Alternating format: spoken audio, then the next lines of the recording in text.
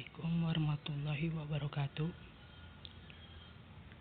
Kami dari kelompok 2 akan mempresentasikan tentang kerangka kerja dan paradigma interaksi. Sebelumnya, saya akan memperkenalkan anggota kelompok 2, yaitu adalah Disyanewa Fajaro, NIM 2016-31274, Ahmad Darojat, NIM 2016-31299, dan Dimoh Ramdan, NIM 2019-31141, dan saya sendiri, Firdaus Yoga Anggoro, NIM 2019-31142, serta Salsabila Eka Putri, NIM 2019-31143. Oke, kita langsung saja masuk ke slide pertama, yaitu adalah definisi dari kerangka kerja. Definisi dari kerangka kerja ialah sebuah struktur yang digunakan untuk mengkonseptualisasikan suatu sistem. Kerangka kerja yang dapat digunakan untuk memahami cara manusia berinteraksi dengan komputer, untuk menyusun proses perancangan, untuk mengidentifikasi bagian rancangan yang bermasalah, dapat mengkonseptualisasikan ruang persoalan secara menyeluruh. Selanjutnya adalah siklus tindakan, eksekusi, dan evaluasi. Norman tahun 1990, yaitu ada goal, eksekusi, dunia nyata, dan evaluasi. Definisi dari goal, eksekusi, dan dunia nyata serta evaluasi adalah goal ialah kejadian yang diinginkan oleh pengguna. Eksekusi ialah melakukan eksekusi atas suatu tindakan dalam dunia nyata. Lalu dunia nyata adalah tempat di mana pengguna dapat mengeksekusi suatu tindakan dengan cara memanipulasi suatu objek. Dan evaluasi adalah validasi atas suatu tindakan membandingkan hasil yang diperoleh dengan goal. Selanjutnya adalah pemodelan sistem. Ini merupakan gambaran dari pemodelan sistem, yaitu ada model konseptual, gambaran sistem, model mental, perancang, pengguna.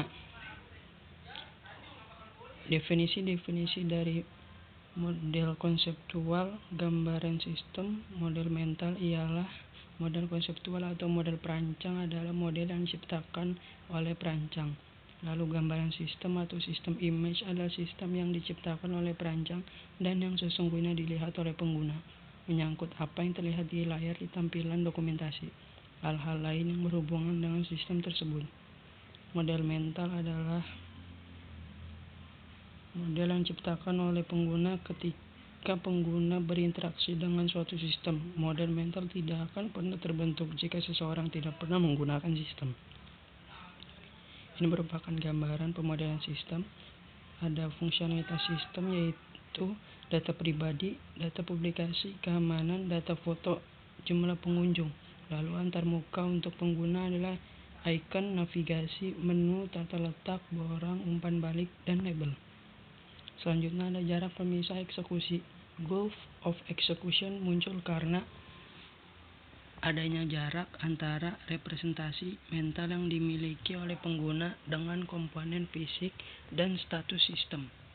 Perbedaan antara keinginan pengguna dengan apa yang dapat dilakukan oleh sebuah sistem atau seberapa jauh sistem tersebut dapat mendukung tindakan yang akan dilakukan oleh pengguna.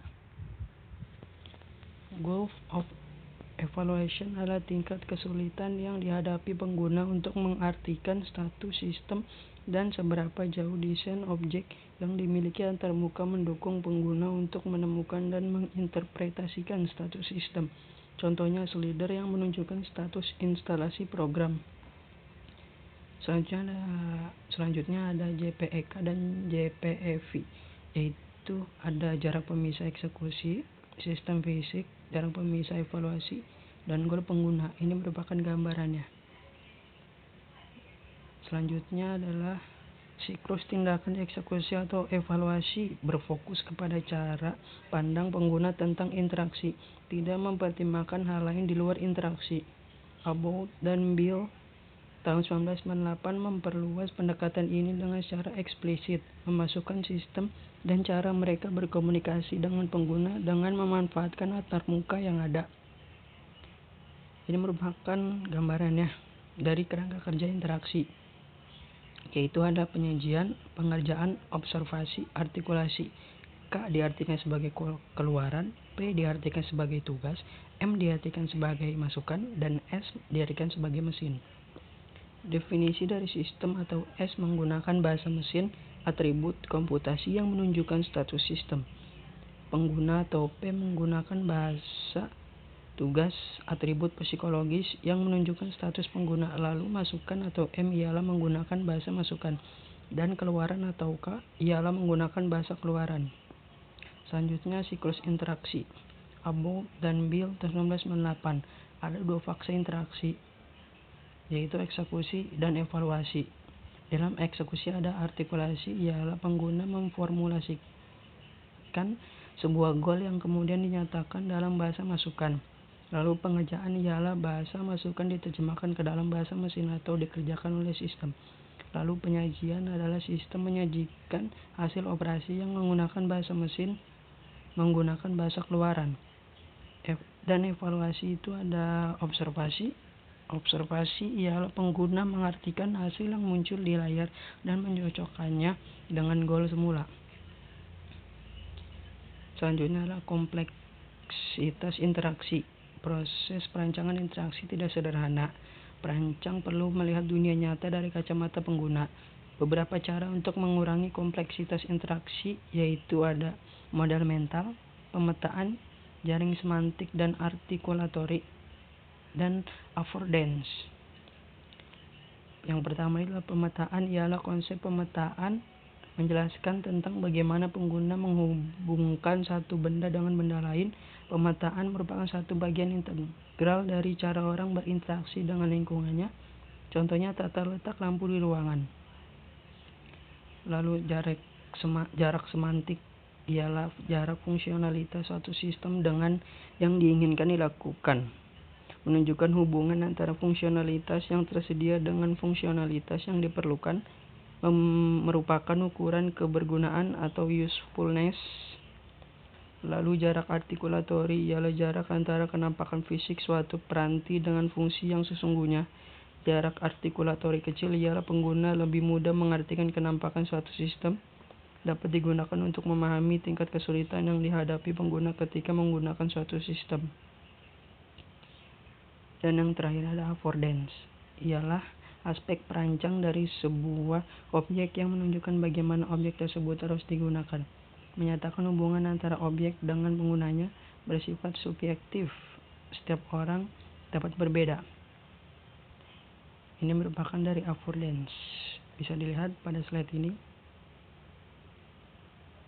Selanjutnya adalah paradigma interaksi, yaitu antarmuka berpusat pada interaksi didasarkan pada pemahaman tentang cara kerja suatu benda. Contohnya, roda gigi, tuas, dan katup di dalam sebuah mesin.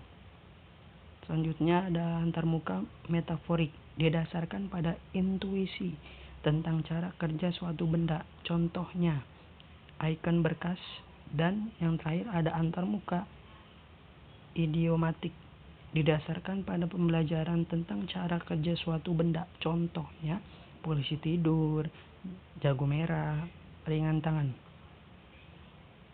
Oke, sekian presentasi dari kelompok 2. Kurang lebihnya mohon maaf. Wassalamualaikum warahmatullahi wabarakatuh.